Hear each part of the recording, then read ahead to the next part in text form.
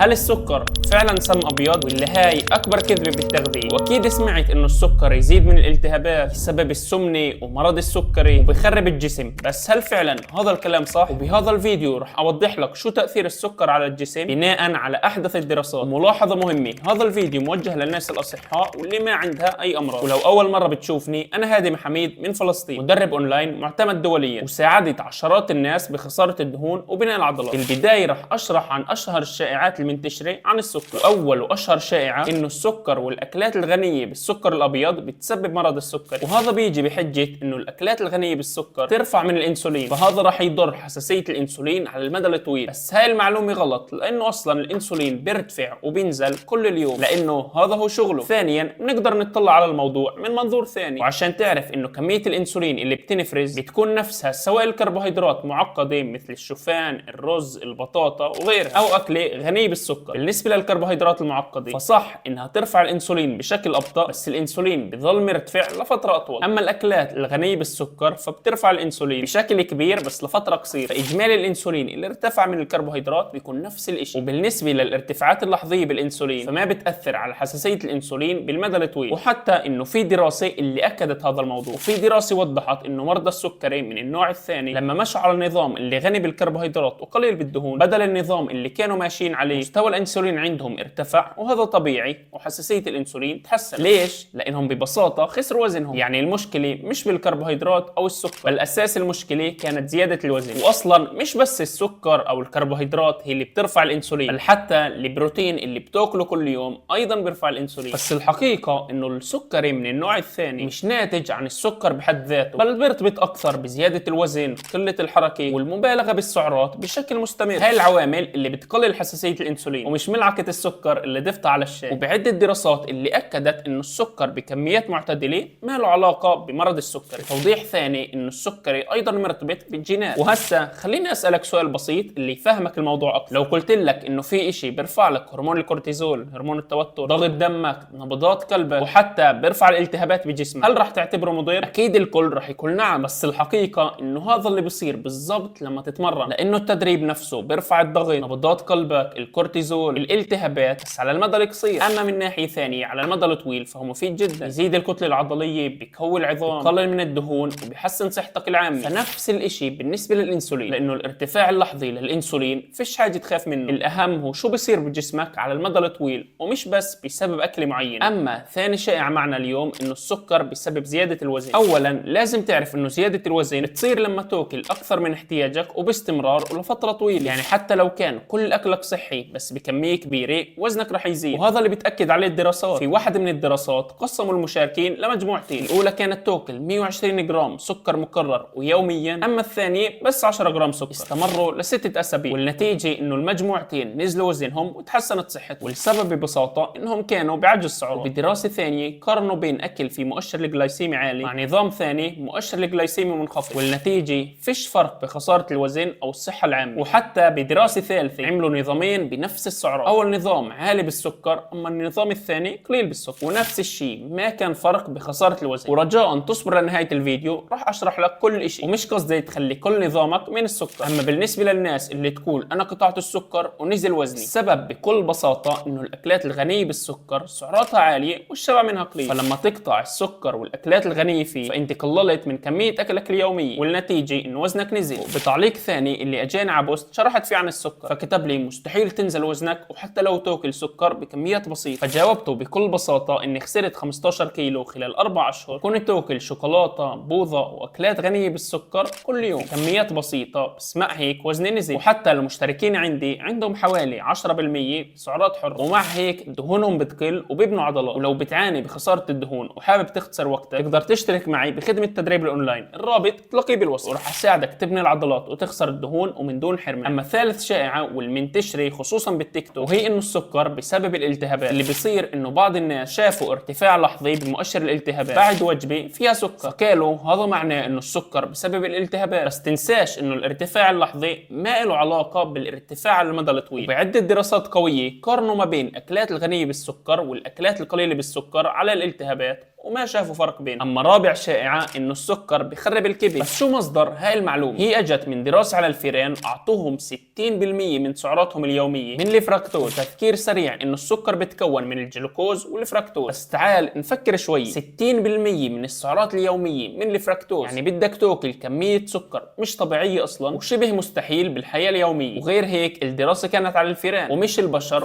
واصلا ما كان في تحكم بالسعرات. وبعدة دراسات ثانية ما شافوا علاقة بين الفركتوز على الكبد. بس بعد ما عرفنا كل الشائعات عن السكر، اكيد في سؤال ببالك، اذا السكر مش مضر ليه ما اخلي كل اكلي من السكر؟ سؤال منطقي، بس الجواب ما تتسرع. صح، السكر بحد ذاته مش مضر، لكن المشكلة ان الاكلات الغنية بالسكر سعراتها الحرارية عالية، حجمها صغير ومستحيل تشبع. يعني مثلا علبة بوظة من بن انجيري صراحة اجت ببالي لاني بحب فيها تقريبا 1000 سعرة حرارية و80 جرام سكر، يعني نص السعرات اليومية للشخص هدفه ينزل وزن، لانه الاغلب بنزول الوزن سعراته بتكون 2000 سعرة تقريبا. فلو اكلت منها عشوائيا وبقية اليوم زادت كمية اكلات، طبيعي انه وزنك يزيد، ومش لانه فيها سكر، بل بكل بساطة لانك اكلت اكثر من احتياجك. بس الهدف من الفيديو مش اني اقول لك كل سكر براحة، بل اني اوضح لك انك بتقدر توازن الامور. وعادي لو خليت 10 ل 20% من سعراتك اليومية من اكلات بتحبها وفيها سكر، مثلا بوظة او شوكولاتة وغيرها، وبقية اكلك تكون اكلات فيها قيمة غذائية عالية مثل فواكه، مصدر كربوهيدرات معقد، خضار، بروتين وغيرها. هيك مش راح تحس بالحرمان وتقدر تستمر لفترة اطول. وهذا هو السر الحقيقي لتوصل لجسم احلامك. بتوضيح، اذا كنت من الناس اللي اذا بفوت كمية صغيرة من السكر بيعرفش يلزم بنظامه وبيفقد السيطرة، فيش مشكلة، مش شرط تاكله، بس الاهم تعرف انه السكر مش هو العدو، بل الافراط والمبالغة بالكمية هي المشكلة الاساسية. بتمنى انه الفيديو فادك، ولو تحب هذا النوع من المحتوى اللي فيه شرح تفصيلي يا ريت تشاركني بالتعليقات، وشكرا على وقتك.